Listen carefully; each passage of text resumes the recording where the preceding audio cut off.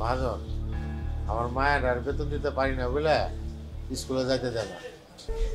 যদি বেতনটা দিতেন তাহলে ওর স্কুলের বেতনটা দিয়ে দিতেন। শোন, মায়ের মানুষের তো দেখা করার দরকার নেই। দুদিন পরে যখন বিয়া দিবি, পরের ঘরে যাইবো, বাচ্চা কাচ্চা হবো, সংসার করবো। এটা আপনি কি বলেন? মেয়েরা হলো বাপের চোখের রত্ন।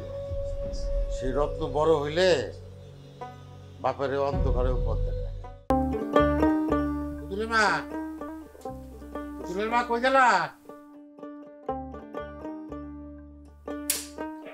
পুতুলের মা, আরে কি হয়েছে?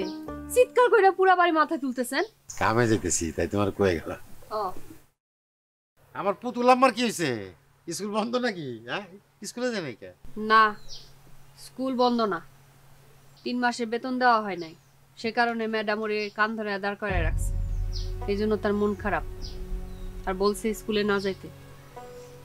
আর আপনারে বলছে হেডমাস্টারের সাথে গিয়ে দেখা করতে।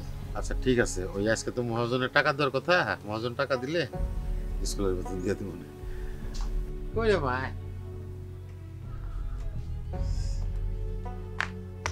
আব্বা আমি স্কুলে যাবো না। কে আম্মা?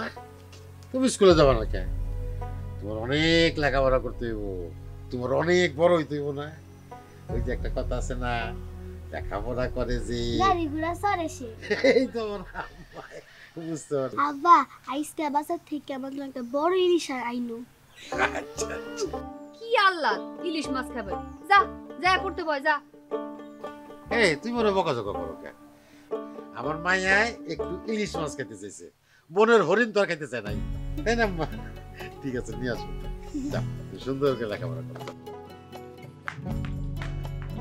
যেমন বাপ তেমন বেটি।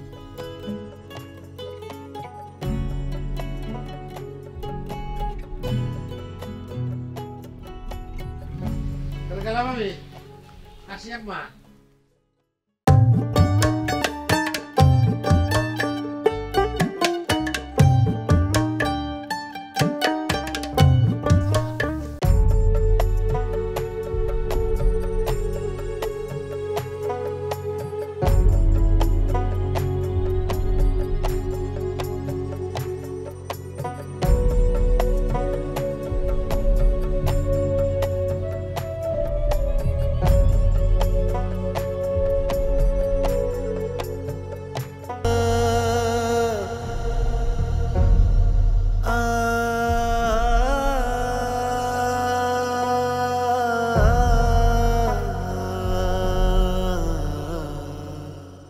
মহাজন, ওই কটা টাকা যদি দিতেন খুব উপকার হতো। কাম কাজ ঠিক মতো করস না, টাকা চাওয়ানোর সময় হন হন করে আয়া পড়স।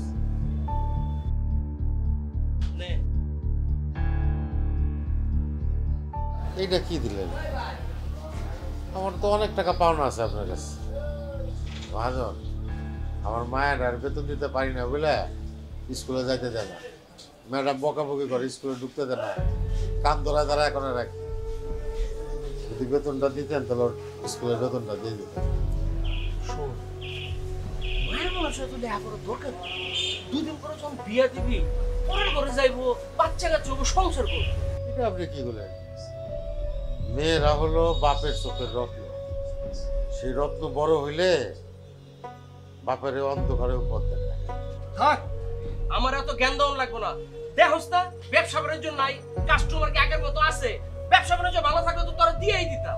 মহাজন, আপনি তো কোনো মাসে বেতন ঠিকঠাক মতো দেন না। গত 6 মাসে আপনি সিধা সিধা টাকা দেন। এই টাকা দিয়ে কি হয়? আপনি অন্তত গত মাসে টাকাটা আমার দিয়ে দেন, তাহলে তো আমার খুব উপকার হয়। যেটা দিছি ওইটা লইলে ল, আর নাইলে এটাও রাখা দিব।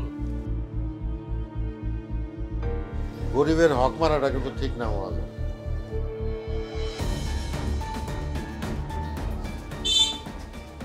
এটা তো সামনের মাসে তোর 2 মাসের কথা এক লগে দিয়ে দেবো। যা, এখন মনোযোগ দিয়ে কাম কর, খালি টাকাটা কর। এই পুরো ঠিকঠাক মতো বাজিস। এই দেখ, 4 নম্বর